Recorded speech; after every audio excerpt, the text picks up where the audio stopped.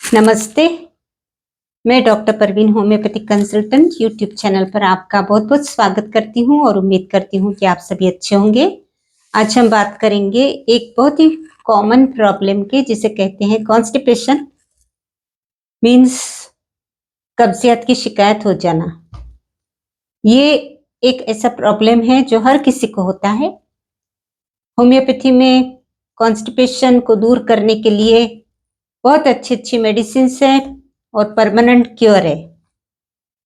Habit forming medicine भी नहीं है और साइड इफेक्ट्स भी नहीं है। दूसरी बात है कि होम्योपैथी में ऐसा कहा गया है कि constipation is the mother of all diseases. Means पेट को साफ रखना बहुत ज्यादा जरूरी है, क्योंकि यदि कॉन्स्टिपेशन होता है, कब्जियत होती है, तो उसकी वजह से बहुत सारी बीमारियां शुरू हो सकती है। कॉन्स्टिपेशन के कौन कौन से कारण है ये जानना भी बहुत जरूरी है, और कॉन्स्टिपेशन पर कौन कौन सी दवाइयाँ जो कि फायदेमंद है, असरकारक है, वो भी हम देखेंगे। तो वीडियो को आप जरूर पूरा देखिए, और उम्मीद करती हूँ कि यदि आपने चैनल को सब्सक्राइब नहीं किया है या फिर पहली बार आए हैं तो चैनल को सब्सक्राइब भी कर लेंगे। यदि वीडियो पसंद आता है तो लाइक कीजिए और अपने फैमिली फ्रेंड्स में भी जरूर शेयर कीजिए। तो हम देखते हैं कि कॉन्स्टिपेशन के कौन से कारण हो सकते हैं। सबसे पहले तो कारण देखना है, उसके बाद में हम मेडिसिन देखेंगे। तो सबसे पहला कारण ये होता है कि एक बहुत ही इम्पोर्टेंट रीजन है, जो लोग जॉब करते हैं, जिन्हें 10-11 बजे सुबह में जॉब पर जाना होता है, वो थोड़े से वरीड होते हैं। उन्हें ऐसा लगता है कि सुबह सुबह पेट साफ हो जाना चाहिए ताकि हम दिन भर अपना काम ड्यूटी कर सके। इसके लिए बहुत से लोग क्या करते हैं कि उन्हें कॉन्स्टिपेशन नहीं है, फिर भी वो लोग लैक्सेटिव लेने के आदी हो जाते हैं। रात को लैक्सेटिव लेते हैं, सुबह में पेट साफ हो जाता है, फ्री हो जाते हैं और उन्हें लगता है कि अब दिन भर हम अपना काम कर सकते हैं। तो इस तरह का जो वो हैबिट बना लेते हैं लैक्सेटिव लेने का, वो नुकसानदेह हो जाता है। आगे चलकर इंटेस्टाइन का जो फंक्शन है वो स्लो हो जाता है, उसकी वजह से फिर कॉन्स्टिपेशन होने लगता है। दूसरी बात ये है, दूसरा कारण ये है कि जो पानी का प्रमाण है, वाटर इनटेक, जो हम पानी पीते हैं, वो बहुत से लोग बहुत कम पानी पीते हैं। और जो हरी सब्जियां हैं, फाइबर जिसमें होता है, तो उस तरह के फल फ्रूट्स या सब्जियां हम कम खाते हैं, जिसकी कमी की वजह से हमको कॉन्स्टिपेशन की शिकायत हो जाती है। तीसरा कारण यह है कि हाइपोथायरॉयडिज्म, जो कि एक हेल्थ इश्यू है, उसमें भी बहुत से लोग कॉन्स्टिपेशन की शिकायत करते हैं। चौथा कारण है मेडिसिन्स, जो कि एलोपैथिक मेडिसिन्स है। आप यदि बहुत अधिक चलते फिरते पेन किलर्स खाते रहते हैं, एसिडिटी की दवाइयाँ लेते रहते हैं, या फिर ब्लड प्रेशर की दवाई लेते हैं, तो उसकी वजह से भी आपको कॉन्स्टिपेशन की शिकायत हो सकती है। उसके बाद पांचवा कारण है लैक ऑफ एक्सरसाइज। मीन्स यदि आप खाना खा के सीधा अपनी सीट पर बैठ जाते हैं, या फिर चलना फिरना या फिर कोई एक्सरसाइज नहीं करते, वैसे लोगों को भी कॉन्स्टिपेशन की शिकायत रहती है। या फिर ऐसे लोग जो बहुत अधिक एक्सरसाइज करते हैं, उनका भी स्वेटिंग के माध्यम से बहुत सारा पानी शरीर से निकल जाता है, और पानी कम होने से फिर कॉन्स्टिपेशन होने लगता है। छठवां कारण है डायबिटीज। मीन्स डायबिटीज में भी बहुत से लोगों का इंटेस्टिनल फंक्शन जो होता है, उसका मूवमेंट होता है, वो स्लो हो जाता है, और उसकी वजह से उनको कॉन्स्टिपेशन की शिकायत बनी रहती है। आगे रीजन है स्टूल होल्ड करना। मीन्स आपको स्टूल अर्जिंग हो रही है, जाना है, लेकिन आप नहीं जाते। जिस वक्त आपको जाना है उस वक्त आप नहीं जाते, उसे रोक के रखते हैं। तो ऐसा यदि आप बार बार करते हैं तो फिर कॉन्स्टिपेशन की शिकायत हो सकती है। तो ये सारे रीजंस थे जिनको अवॉइड करना है और हमारे शरीर को ठीक रखना है, कॉन्स्टिपेशन को दूर करना है। अब ये कॉन्स्टिपेशन क्या दवाई से ही ठीक होगा, ऐसा नहीं। ये आपका जो लाइफस्टाइल है, रूटीन है, उसमें आप बहुत सारे चेंजेस कर सकते हैं और कॉन्स्टिपेशन की शिकायत को दूर कर सकते हैं। जैसे कि आप अच्छा ग्रीन वेजिटेबल्स, फाइबर जिसमें है वैसे कुछ फूड्स वैसा खा सकते हैं, अधिक से अधिक पानी पी सकते हैं, एक्सरसाइज कर सकते हैं, चलना फिरना रख सकते हैं। तो ऐसा करने से क्या होगा कि ऑटोमेटिक आपका जो इंटेस्टिनल फंक्शन है वो ठीक रहेगा, कॉन्स्टिपेशन आपको नहीं होगा। लेकिन ऐसा करने के बाद में भी यदि आपको कब्जियत रहती है तो आपको फिर होम्योपैथी अपनाना चाहिए, क्योंकि इसके कोई साइड इफेक्ट्स नहीं होते हैं और ये एक्टिवेट करती है ऑर्गन को और उससे ही काम लेती है।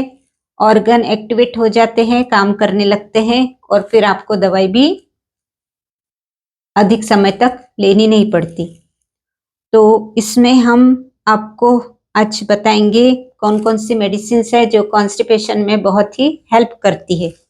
इसमें सबसे पहले मेडिसिन आती है एल्यूमिना। तो एल्यूमिना आपको लेना है जब आपको जब आप जाते हैं और आपको बहुत देर तक वेट करना पड़ता है, जोर लगाना पड़ता है।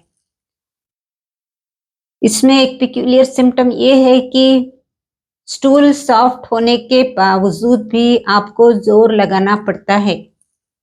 स्टूल सॉफ्ट है लेकिन फिर भी जोर लगाने पर स्टूल बाहर आता है। ऐसी सिचुएशन में एल्यूमिना बहुत अच्छा काम करती है।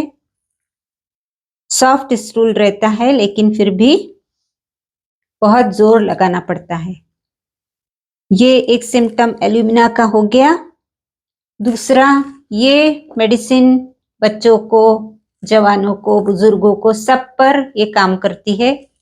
यहाँ तक कि बहुत ही छोटे बच्चे हैं, इन्फेंट्स, जिनको बहुत छोटे बच्चे कह सकते हैं, उनके लिए भी ये बहुत फायदेमंद है, क्योंकि शीप टंग के जैसा स्टूल होता है, बहुत ही हार्ड और गोल स्टूल होता है।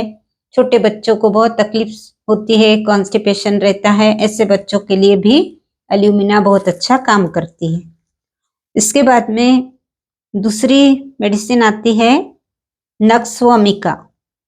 ये तो बढ़िया है पेट के लिए। तो नक्सवामिका मेडिसिन तब दी जाती है जब ये सिम्टम रहता है इनइफेक्चुअल अर्जिंग। मीन्स आप जाते हैं, पेट साफ होता है, वहां से आने के बाद में आपको ऐसा महसूस होता है कि पूरी तरह पेट साफ नहीं हुआ और फिर आप जाने की इच्छा करते हैं। इसे कहते हैं इनइफेक्चुअल अर्जिंग। तो ऐसी सिचुएशन में नक्सवामिका काम करती है, जहां कि आपको महसूस होता है कि पेट पूरी तरह साफ नहीं हो रहा और बार बार जाने की इच्छा रहती है। तो ऐसे सिचुएशन में आपको लेना है नक्सवामिका। उसके बाद में आगे की मेडिसिन आती है ब्रायोनिया। तो ब्रायोनिया का जो स्टूल होता है वो स्टूल ड्राई होता है, क्योंकि ड्राइनेस बहुत रहता है ब्रायोनिया के पेशेंट में। म्यूकस मेम्ब्रेन सारा ड्राई रहता है, तो एक तो ड्राइनेस रहता है, उसकी वजह से हार्ड स्टूल होता है। और हार्ड स्टूल के साथ साथ में एक बात और भी है कि लार्ज स्टूल रहता है। मीन्स एक तो ड्राई होता है, हार्ड एंड लार्ज स्टूल। तो ब्रायोनिया तब दी जाती है जब स्टूल ड्राई है, हार्ड है और लार्ज है। तो ब्रायोनिया बहुत अच्छा काम करती है। चौथी मेडिसिन आती है सिलिशिया। सिलिशिया मेडिसिन पोस्ट प्रेगनेंसी में, प्रेगनेंसी के बाद या उसके दौरान, जब पोस्ट प्रेगनेंसी में स्पेशली जब लेडीज को बहुत ज़्यादा हार्ड कॉन्स्टिपेशन रहता है, बहुत ही टफ कॉन्स्टिपेशन रहता है, तब सिलिशिया काम देती है। यहाँ तक के हाथ से हेल्प लेना पड़ता है, स्टूल बाहर नहीं आता है। तो इस तरह की जो सिचुएशन होती है उसमें सिलिशिया काम आती है। और एक मेडिसिन है एल्यूमेन।